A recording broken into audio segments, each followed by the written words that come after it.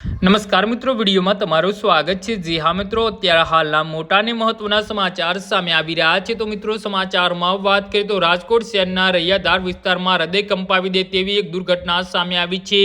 અહીં આવેલી સોપાન હાઇટ્સ બિલ્ડિંગના સ્વિમિંગ પુલમાં ડૂબી જવાથી એક જ પરિવારના બે માસૂમ બાળકોના કરુણ મોત નીપજ્યા છે। 5 વર્ષની દીકરી અને 7 વર્ષના દીકરાના મોતથી સમગ્ર એપાર્ટમેન્ટમાં રાજકોટ પંથકમાં શોકનું મોજું ફરી વળ્યું છે। આ ઘટના નાના બાળકો ધરાવતા માતા પિતા માટે અત્યંત ગંભીર અને લાલબત્તી સમાન કિસ્સો છે। જી હા મિત્રો, અત્યારે હાલ મોટા અને મહત્વના સમાચાર સામે આવી રહ્યા છે।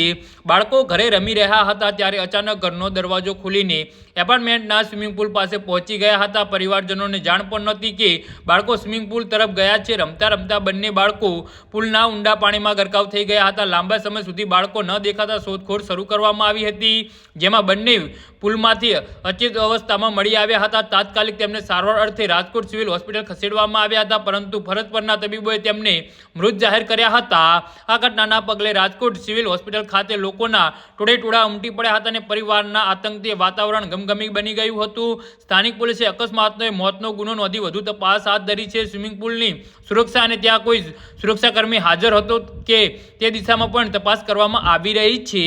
જી હા મિત્રો, તો આના વિશે તમારું શું કહેવું છે તો નીચે અમારી કમેન્ટ બોક્સમાં જરૂરથી જણાવજો અને અમારી યુટ્યુબ ચેનલને સબસ્ક્રાઇબ કરવાની ભૂલતા નહીં। ધન્યવાદ।